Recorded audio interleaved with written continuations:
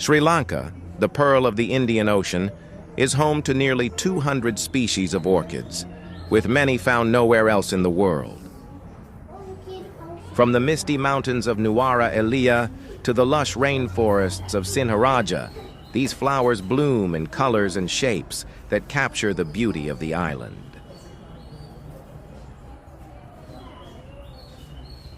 The national flower, Dendrobium McCarthyii, stands out with its pink and purple shades, while the elegant Vanda tessellata and rare bulbophyllum orchids add to this natural wonder.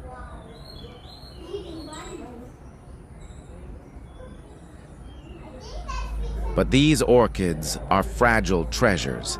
Deforestation and illegal collection threaten their survival, reminding us that such beauty must be protected. Sri Lankan orchids are more than flowers. They are living jewels of nature, a paradise in bloom that deserves to be cherished for generations to come.